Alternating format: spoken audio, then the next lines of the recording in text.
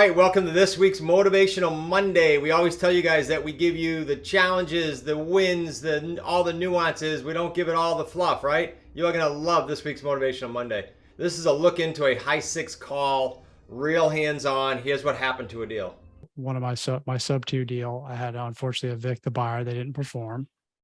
And once I won the case, right, I decided to take the house back. It was clearly they abandoned the house. But what ended up happening is I did what many of us do, is I went like 50 steps down the road. I had already spent all this money. Like, it was the worst case scenario. Like, I'm never doing this again. Like, this sucks. And then I kind of reeled it in. I just remember what I'm supposed to do, which is, okay, what's the first step? What do I got to do? I got to call the locksmith, and I got to get the keys, rekeyed. What do I do after that? Like, I literally went down a list. I made a list of stuff. And although the first, like when we got into the house, it was like, oh man, this is not pleasant. You know, and I was having problems sleeping. This is about a week window, right? So I'm just going right down the list. Boom. Junk guys, HVAC, cleaned it out, got it looking much better. Nothing's in the house now. And it's like, all right, this is not as bad as I thought it was, or that I had made out in my head. So the point I'm trying to make here is that, number one, this shit happens in real estate, but in your life in general, like we all, I think, make similar mistakes where we're just we're creating this end result that doesn't exist. And it's like, okay, what can I control? Step number one. And then the next one. And I slept like a baby last night. Even though I got terrible news at the end of the day, I still slept pretty damn good. So it's just a puzzle we got to figure out. That's the way I view it. Hey, this is just a puzzle that I got to solve, and I will solve it. I will get through it. And, I'm not going to be taken to prison at the end of this. So, All right. So I hope that's helpful in your everyday life. It was just a lesson I learned. I was reminded of yesterday, and I wanted to share it. Mm-hmm. Okay. Thank you for listening. Thank you for sharing that, Brian. That's encouraging. Just Sure. reminds us to take hard situations one step at a time. Yeah. Yeah. It's all we Yeah, can do sometimes. Take in the moment and then reset. Be practical. Yep. And sometimes just a little, like, I was driving home, I found out bad news. I was literally want to rip the damn steering wheel off. And for those of you who know me, like, that would tape on. Like, is Brian capable of that? I am. But then by the time I got home, 20 minutes later, I was good. So sometimes you just have to go through that, right? Yeah. And you called the dealership to replace your steering wheel. Yeah. Put that on your list of stuff to do. Replace, steering That'll wheel. be at the very end. Yeah. Okay. Made an appointment the next day. Right. Thank you, guys. All right. That was a good laugh. Okay. What do you guys need to work on? What's on your mind? I have a question. Hey, Wendy. So my sub two lady told me that there's this piece of furniture in her dining room. It's super heavy. When she bought the house, the previous owner left it there. They said, this is too heavy. There's no way that we can move it. So if you're buying the house, you're going to have to deal with it. So she wants to do the same thing.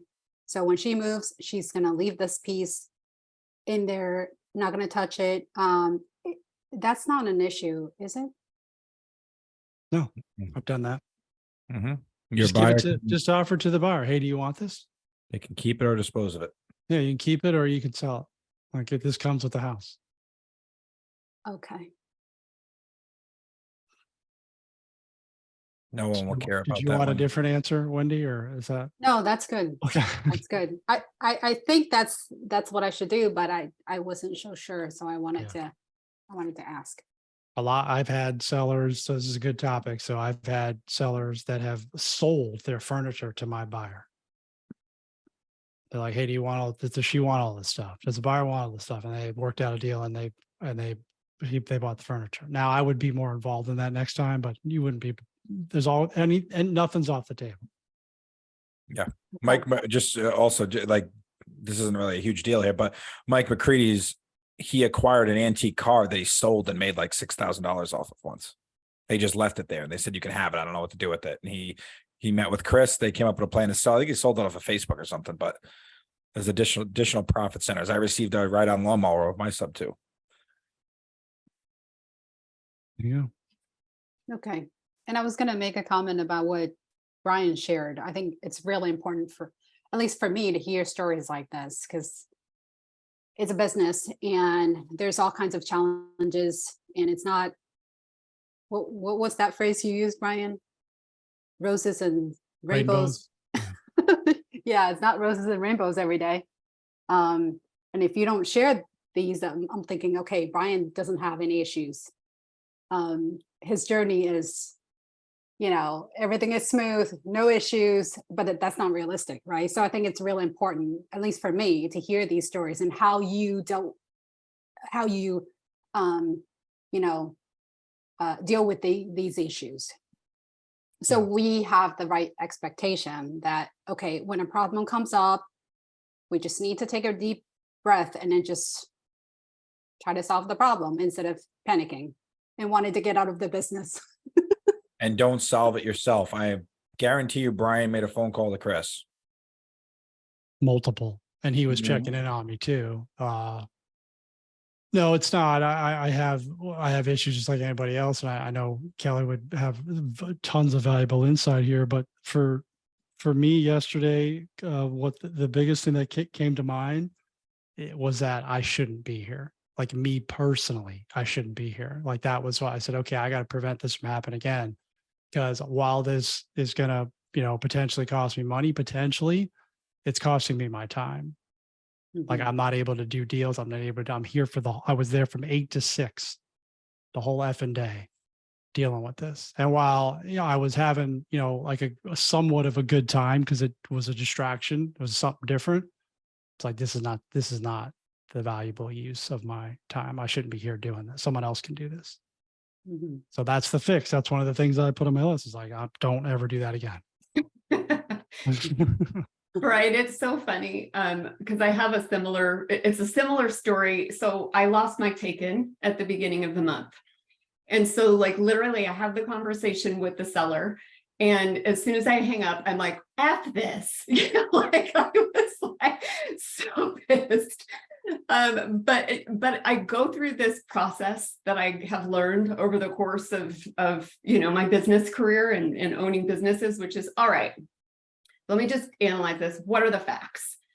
Like what actually just happened? And then what could I have done differently to have gotten a better outcome or a different outcome or so I kind of start going through that process and I'm like, oh, I can see where all of the flags were. Now, hindsight being 2020, I'm like, okay, I'll look for that the next time. Like I did not set expectations correctly. And that's back to what you were saying, Brian, about the group call. That's one of the things that I think should be talked about if you guys are going to spend some time on the buyer side, which was that I was so focused on getting the take-in that once I got it, I really didn't, I wasn't prepared to have the level of conversation I needed to have with the seller to prepare them or to set expectations correctly, and that's on me. I've watched a bunch of the buyer calls and everything, but like, I translated a lot from the other businesses I had, which is high touch customer service.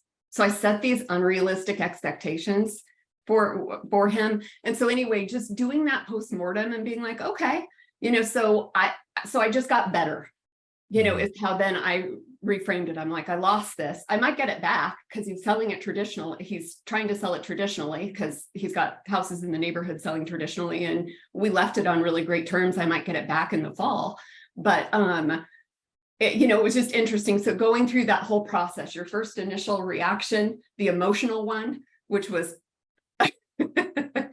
I was just pissed. And then going through that process of like, okay, what really are the facts here? What's true? How can I improve as a result of going through this? And then just looking at it from out of that lens, which is I just got a little bit better. The next time I get a take-in, I'm going to know so much better how to move through this and set expectations properly with the buyer. So anyway. That's huge. That's huge, because the realistic side is if you have to go back and reflect and then look for red flags that you intentionally ignored, right? Because of the fact that you wanted this so bad. So these are very, very important learning lessons to write these things down. I think you guys have heard Brian in the past talk about this. I've done it because obviously me and Brian have done some of the same work when it comes to whether it was Authority Sprint with Steven Westner, and start to look at the story that you can play out with the people that you work with. So you can see parallels of people you work well with, parallels of people you don't work well with, where you could have improved. These are incredibly important things for replicating your business over and over and over again and improving, because not only is it good for you, the better experience that your customers have, the more chance you have to build over and over and over again. So that's incredibly important. I hope if you guys go back and listen to that again, it's very important. It's got so many learning lessons in it. Thank you, Kelly. Thank you. Yeah, that was good. So just to recap what Kelly said, I wrote down what are the facts, and she took ownership of the situation. Like, what is my role? Which is something similar that I had gone through, because I talked to a lot of people, like a lot of the contractors come like, I can't believe people live like this. How could somebody do that? It's like, I'm not mad at them. Like, I put them in the house. Like, I put them in the house. Like, I could have put anybody in the house. I chose to put them in the house. I can't hate them. And I'm not going to, because it's just going to eat me up. So what's my role in this? How can I help with that process? The other, I just want to spend a couple more minutes on this, but the other lesson that I learned, I literally said this to myself on the drive home when the unsuccessful ripping off of the steering wheel thing happened. Yeah, it was just like, and my counselor tells me this all the time. He's like, dude, it's okay for you to be upset. Right. Because I literally said to myself, I'm like, I'm sick of having to be mentally tough all the time. Because that's all I kept saying. Like, I'll get through this. You know, I'll be stoic. You know, I don't really, like, I've even thought in the first 5 minutes, like, I don't even want to come to the calls tomorrow. I'm so pissed. And then I got through that. So, but you have to allow yourself to go through that. It's so important to just be like, okay, I'm a human being. I hate this. It's shitty. And then what do I do after that? Like, okay, here's my next move. I talked to my wife and my mom. I told them all about it. I said, all right, I feel good. And like I said, I slept like a baby last night. So not letting it linger, I think, is super important, because the old Brian used to just pocket that stuff. Mm-hmm. Like, nope, I'm good. I think if you can stick with that rule, you know, where, what is it, the Pareto principle, like where you're spending like 10 to 20% of the time on the actual problem challenge, and then switch into solution mode as quickly as possible, so that, you know, those little peaks and valleys, they're not peaks and valleys anymore. You're kind of, you know, able to smooth out that, you know, that recovery period when you get bitch slapped, you know, your recovery period is shorter. Yeah. I mean, how many times has anyone stewed over anything and had a successful outcome? Right? You're giving yourself too much room to overanalyze, not take action, and just stay in the same place you are now and somehow steer yourself in the wrong direction. True. Yeah, my wife says it's okay to feel the feels. It's not okay to take it out on others, and it's not okay to stay there. Mm-hmm. Love it. I love it. Wendy. I have a question for Kelly. I was just wondering if you could give a little detail of why this take-in didn't work out. Was because the time that the marketing period expired, or was it because of something else? Because my first one didn't work out, and it was because I couldn't get anybody to go in and take a look at the house because there was a tenant in there. So, you know, just wondering what's the issue here, so I can learn from it. So now, I mean, moving forward, I really don't want to take on a house where there's a tenant in there. Totally. No, and I think for me, when I kind of go back and do what I call a postmortem, like anytime in my other businesses a deal falls through, that's what we call it, as a postmortem. We're just doing an analysis of, all right, where did things, you know, again, what could we have done differently to have gotten a different outcome? And the first thing is, Wendy, that I recognized because at first I was really pissed, and then I was relieved. And I was like, why am I relieved? And it was because I was out of integrity. I wanted that taken so bad that it wasn't the right thing for him to do with the goals he had He wanted to be out in 2 years or less. So we were doing an AO, but like he had houses selling traditionally in this market that were going for full price, and so like what I should have done was probed more on that and said, hey, why don't you try to sell traditionally first? And then if that doesn't work out, maybe this is a good option, because that's what he ended up doing. It was 35 days into the contract. Another house in his neighborhood sold at 1.4, which is what we were asking for. He could be out investing that money, doing what he wanted to do now instead of 2 years up the road. And so I feel like I didn't like prescribe, like I heard, and then I was looking for more so what was to my benefit than what was to his benefit, given the fact he didn't want to manage it was an AO. He didn't want to manage the buyers, Okay. but he wanted to maximize the investment. So I'm like, well, you can't get it all, so if you want the 2 years or less and you want, then AO is the way to go, so, and I think part of it too was he liked me, we had good rapport. So he's like, yeah, well, no, I'm going to go this route. And it was like, I feel like maybe I persuaded him and that wasn't the right prescription for him, so to speak. And so I think that was part of the problem. The market was still hot. Houses are going for, and so he put it on the market and he's pending, by the way. And that just happened like 15 days ago. So anyway, does that help, Wendy? Yeah, thank you. Appreciate that. It's good. That's good. A lot of Was he- healing going on in this call. Was he expired, Kelly? What was the lead source on that? He was a for sale by owner and he only did it for like 2 weeks. This was back in like February, and then was like, screw this. This is a lot of work. I'm not interested in this. Took him a little while to come around. It was through follow-up emails that he's like, okay, I'm interested to watch the videos, did all of that. And then he reached out to me via text and said, on a weekend, and said, I'd love to chat. And this was like, I don't know, 2.5 or 3 months after my initial contact. So it was all in follow-up stuff. But yeah, he was just a FISBO that was on for a couple of weeks and was like, so yeah. Kelly, automated or in manual emails? Automated. So I have it in a flow in FreedomSoft where I've got a certain number of days. Yeah. Yep. And then I've got little different flows based on what their situation is that I put them into. I love it. Very cool. Very cool. Good.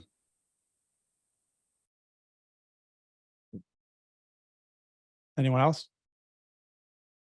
Not related. Is that all right? Mhm. Of course it is. So I know the script for when they say they're no No, wait, longer forget selling. it. That's not okay. No. You had to know that was coming, John. I kind of expected it. I actually expected it sooner in. Yeah. Continue. I got to keep you on your toes. When they say they're not selling, and I know I ask every time, do you have plans to sell in the future? Is there anything else I should be asking? When they say they're not selling, Yeah, when they say they're not selling. if you had sold, did you have somewhere you were looking to go? Oh, okay, that's good.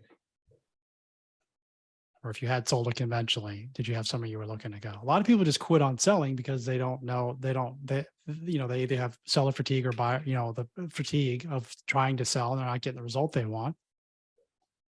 It's like, well, if you had sold, was there somewhere you were trying to get to? And what then, or I've used, hey, if you had gotten the price you wanted, would you have sold it? Or would you sell it now?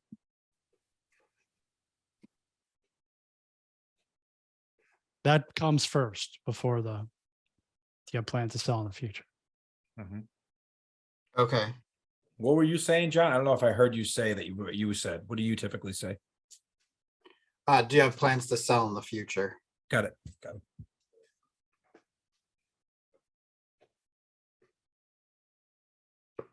I'm a big fan of Did You Just Give Up? Mhm. Like that one.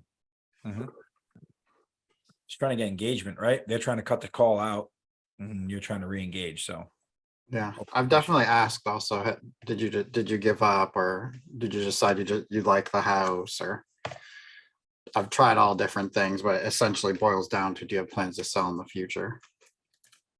Because again, yes or no. Like I'm trying to get everyone to Yeah. think about what questions can I ask where they don't say yes or no. Open-ended. Okay. Because then they could that's where most of the newer students are getting stuck. Is when the response is yes or no, then they're like, oh, what do I say now? So if a seller can speak for a couple, 3, 4 sentences, like gives you a moment to kind of like listen, take some notes, Yeah. and get ready for the next question. So that's why we always just say, instead of saying, hey, is there any particular reason you're selling the house? They can say yes or no to that. But if I say, why are you selling? They can't say yes or no to that. Yeah. Right. Because that's happened to me. No. It's like, oh, what do I say now? Right? Because it's too short of a window. So just look for those tweaks in your scripts where you could get them to talk just by simply asking the same question a different way. Okay. Thank you. Yep. Or so you could take mine. You could just say, if you had sold it, where were you going? They can't say yes or no to that. Like I just made the same mistake. If I asked it the way I originally told you, then they could just say no or yes. Yeah.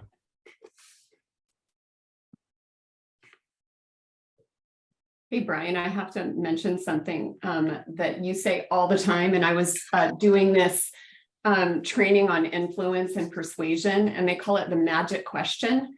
And it's what would it take for ... And you do that all the time. And I'm like, like the master, like that question, like, what would it take for you to, whatever the case may be. But like, I'm using it in everything now, even in my personal life. And I'm like, this is a magic question. So I'm trying to incorporate it into, every conversation I have in some way, shape, or form. It's a call to action, right? It kind of shifts the momentum. Yep. I don't know if I use that exact language, but something along those lines, especially when I'm reviewing agreements with people and they have questions or concerns about things.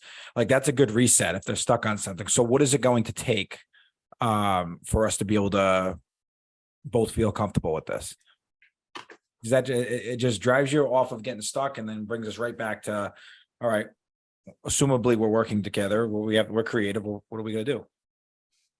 And what was interesting in the training that I was listening to too, they were talking about this village that they'd gone to, and people were being trafficked. And when they sat down in the community in this village that was hundreds of miles away from from anybody, they asked, well, what would it take for us to reduce trafficking? And the answer was not what anybody expected. It was, if you could build a fence. Because what was happening was the elephants were eating all of their food.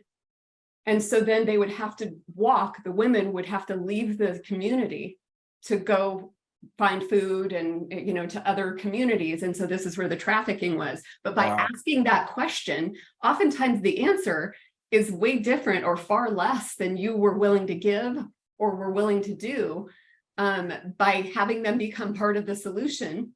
And then through that interaction too, you're committing to helping. Like there's this exchange of reciprocity that's happening by asking that question too, which was really interesting. But that example was fascinating because it's like, you never would have thought the answer would have been build this fence to keep the elephants out.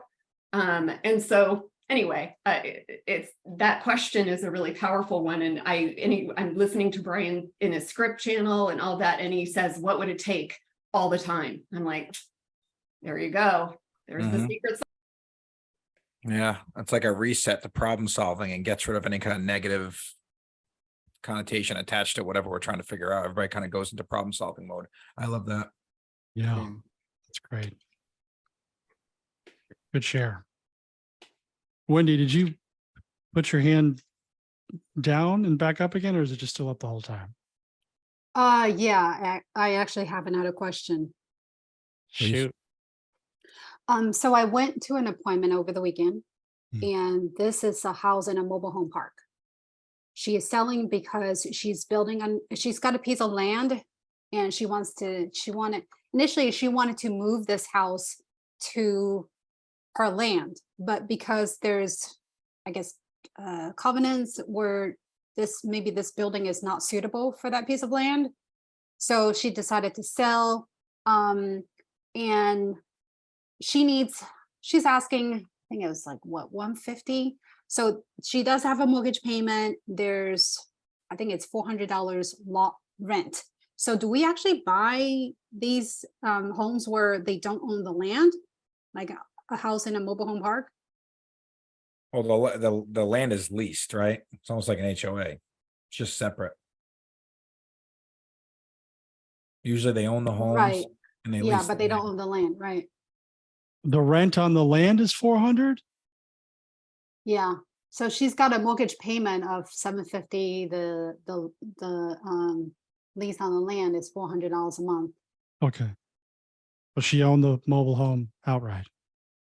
No, she has mortgage on it. Oh, you did say that. Sorry. Okay.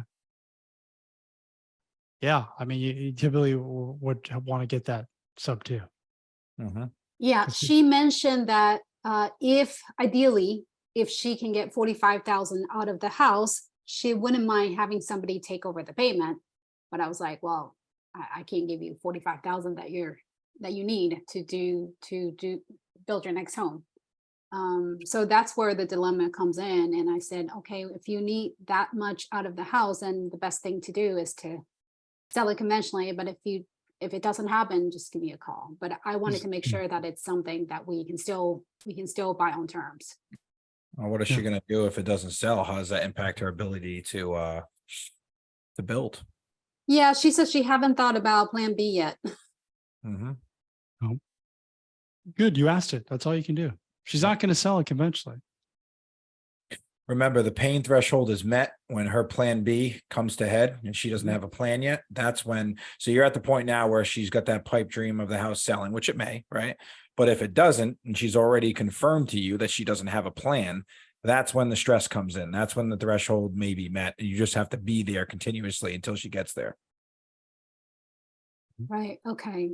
She did mention that the new buyer would have to be approved by the park. So that's not an issue, right? Well, she did tell me that, as long as the buyer, did not go to jail, it shouldn't matter. But Yeah. but I wanted to make sure that this is not going to hinder, if this turned out to be the right fit for her. I didn't want this to be an issue, getting approved by the park. I treat it like a condo. Make sure you get whatever kind of trailer park docs, just like condo docs, to know what the restrictions are, or anything you need to be prepared for if you were to work together. You're going to want Okay. that. Okay. Short That's answer, good to Wendy, know. yes, all that can be dealt with when she's ready. She's not ready right now. Right, okay. Okay, thank you. Of course.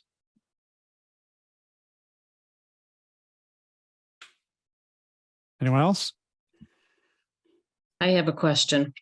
I Please. went to visit a very interesting gentleman who owns a home.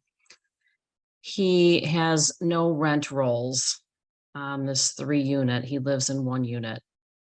He's taking all his rent by cash and it's unreported. So I really don't have anything to go on. In addition to that, the upper unit could not view it because he's in the process of evicting him and the tenant's boyfriend is violent and they're in the process of putting a restraining order out there for him. Can I ask you a question before you go any further? Sure. All right. You said it's a 3-family? Mhm. 3 families exiting the property wise doesn't work for rent to own. It's typically for you becoming a landlord. Are you comfortable with that before we go any further? Me, I am a landlord. Oh, okay. So never mind. You didn't Give me- answer the question. Yeah, I don't have a problem becoming a landlord. And the eviction proceedings are supposed to be September 6th. So we're not far away from that. Okay. Number 2, there is a garage, which I wasn't able to view, but heavy smell of weed, as well as irrigation to the garage and electricity with lights. I'm assuming this 3-car garage is Grow a little operation. Yes. But it's a beautiful lot. It's 23 acres. It's just got a big upside for someone. Yeah. But there's a lot of challenges there. And I'm just, I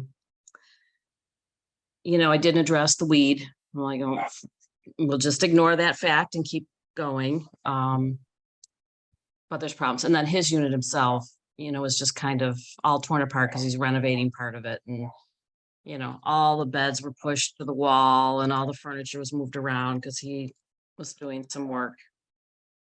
Being that you're already a landlord, how would you handle this if you weren't looking to get into it creatively? Like, how would you normally handle with all the stuff that's going on right now? Would you run for the hills? Would you try to figure it out? Like, what would you do? I would take a huge discount on it. I wouldn't take it until the tenant in the upper was vacated. Mm-hmm. And I screen my tenants very, very thoroughly. We lose a lot of tenants because we screen them so thoroughly. Okay. I'll just rent to you. So, but someone's there. Now the back tenant, I think is fine. And he's moving out. The upstairs tenant will be gone. I have the feeling the back tenant is one that is part of the growing operation. But the problem is there's no rent rolls also. So, for someone to eventually take over, they're going to want to see rent rolls and some stability on the property. You say Which is- someone, you're talking about yourself, right? Well, I wouldn't own it forever, right? Mm-hmm. So eventually I have to have an exit plan.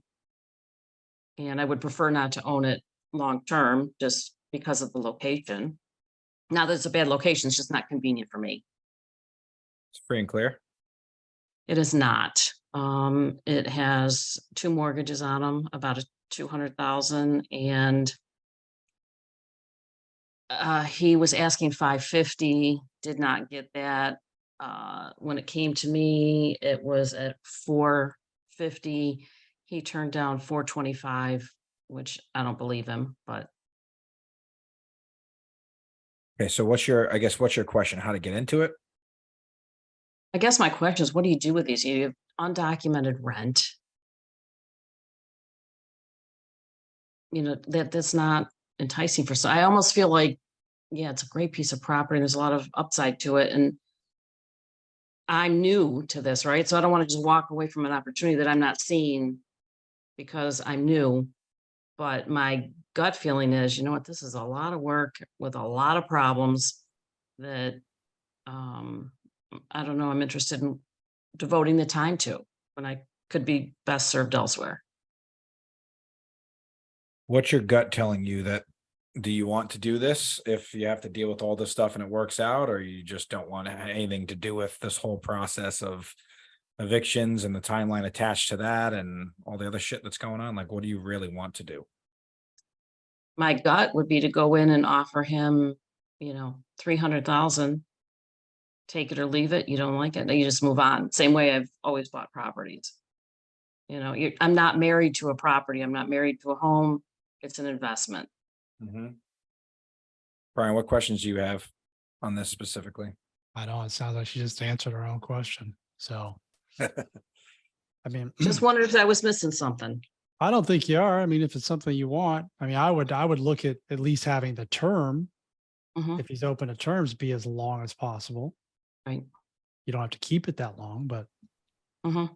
if you can get them to, if you buy it sub 2, I just feel like, hey, look, I just want to let you know that this is staying in place indefinitely. Okay. The loan. There's no end date on the loan.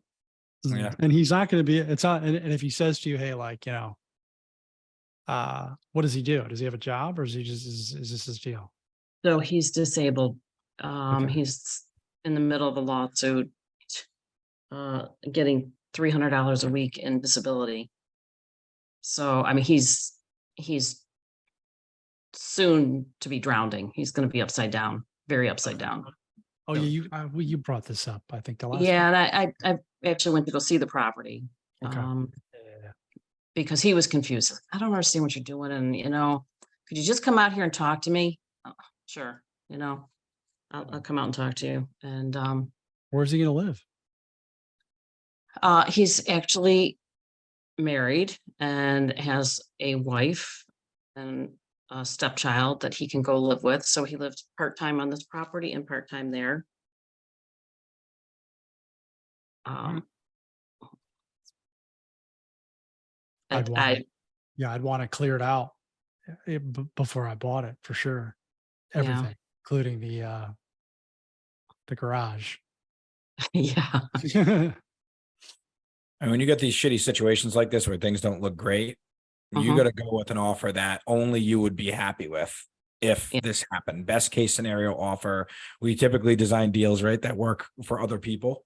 In this situation, this doesn't seem like it's a fantastic situation. So like I would lay out, like figure out first, what are your exact terms where you taking on this property? It should be contingent upon whatever, no matter what anyways. So you have outs, but what does it have to be for you to feel like this is a safe, good deal for you? And if he says no, it's just as good if he says yes. You know what I mean? I'm not your buyer. That's what I would do. Yeah. Thanks.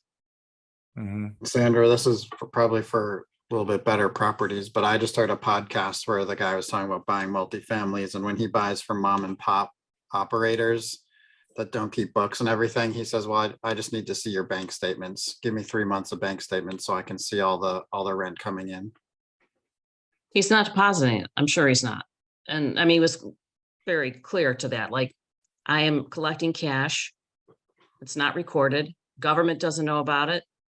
No one knows about it. But I met the tenant, one of them. Nice guy, little sloppy, but very respectful and someone that I would entertain keeping as a tenant. The other one, obviously, there's issues and documented history of that. And he was open about it. Like, that person definitely needs to go. And then you've got a bottom unit that would be vacant. But yeah, always more to the story once you get out there. Yeah. Open and honest communication is very important on this one. Judging by Kelly's laughter, I think you just provided her the entertainment for the day. You did. Well, I loved it, Sandra, when you introduced it to, you said, I met a really interesting, and like right away, anytime I hear, that's a nice way of saying, what you really think about it. So anyway, as each one of the problems kept compounding, I'm like, oh my God. And then when you said the last thing you said about him, just not deposit anyway, it was just funny. It was all lines like up. a nightmare. Yeah. Well, and he's 62 and his wife is 27 and his best friend's daughter. And it just, there's so much more to it. I had an hour hike with him to see all the property, and he just kept talking and I just kept listening. And Sure, you made his month. Yeah. Yep. All right. Well, sounds like you got a plan, or at least a direction to go in. Good. Wendy, you're up again. That call that I scheduled with that sub 2 lady for tomorrow, she mentioned that she has a question about the inspection. So I would like to be a little bit prepared for our conversation tomorrow evening. She texted me and said what's all involved in the inspection, because my email says it's going to be contingent on satisfaction on the professional home inspection. So yeah, her question was what all is involved in the inspection, what are they looking for? So I just want to be a little bit more prepared for next time. Just put contingent upon inspection. That's it. You don't have to put all that additional language. Contingent upon inspection. Okay. Is there, I guess my question, I mean, maybe that's what you typically do. Is this house like kind of wonky where you would have to write? I just never written that in an email before. No, it's a sub 2. She's buying it. So she's got to get an inspection done. So that's like, which is in the sub 2 agreement anyways, Wendy, but you wouldn't do that on lease purchase. So it's just, look, I'm buying the house. I'm going to do an inspection. Anyone who buys your house, conventional or whatever cash is going to do an inspection. They're not just going to take it as is. That makes more sense. If they buy it as is, even if they buy it as is, they're still going to do an inspection. I want to know what I'm getting myself into. Right, okay. That's it. Don't linger. If we find a bunch of issues and we can't potentially work it out, then I'll make a decision as to whether or not I want to proceed. But you don't offer that up. Just, hey, this is what we do. This is normal procedure. Okay. Everyone's going to do an inspection. No one's buying your house without doing an inspection. Mm-hmm. And you're paying for it. So what does she got to worry about? Mhm. Well, she's got something to hide. Your agreements have like a 7-day, is it like 7 days you have after it's signed to have It's an 15. inspection, Brian? 15? 15 so days. they're going to know within 15 days after they sign whether you're going to continue to work with them or not. So it's not like you're wasting 90 days of their time if that was to happen. Right, okay. Yep. She So signs the the agreement. She signs the agreement. You get the inspection done. It's whatever, $300, $400, $500. Everything looks good. You continue to proceed. Or you're essentially if you're waiving the contingency. Well, she told me that she's gonna fix the damage from the storm. Right. But the rest of the house needs to be inspected. Right, yeah, and I'm like, well, that's what I planned to say, but I wanted to see if there's anything else that I'm No. missing. So it's a standard procedure. Don't make a big deal out of it. Just like we're going to run a title search. Like this is normal. This happens on every house that closes. Okay, so 15 days is like if we find something major as far as like, major ticket items that may need to be fixed, so we might have to go back and forth, or if it's something really bad that I don't want to deal with, then that 15-day period is a way for me to get out of the deal. Yeah, but you don't say that to her. Right, yeah, it's just for my information. No, right. Okay, You don't Nope. need a reason to get out of the deal. right. Don't create any additional objections. They will find objections. You don't need to help them. Just Okay. this is what we do. We're going to sign the agreement. I'm going to do an inspection. Standard procedure. We need to have the house inspected. Mhm, okay, When it. the inspectors never find anything the homeowner wasn't already aware of anyway. Usually. Yeah. It's all for your information. Do enough deals, man. I'm telling you. I don't know what you're doing, but I find stuff every time. My inspectors every day.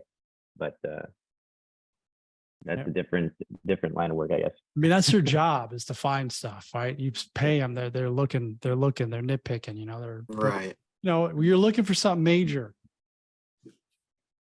Roof, foundation, like if you start talking about GFCI outlets, like you don't have to be all in a tizzy over that. Just what you're looking for is major stuff.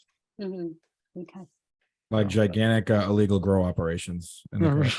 Can I inspect the garage, please? Mm. Yeah.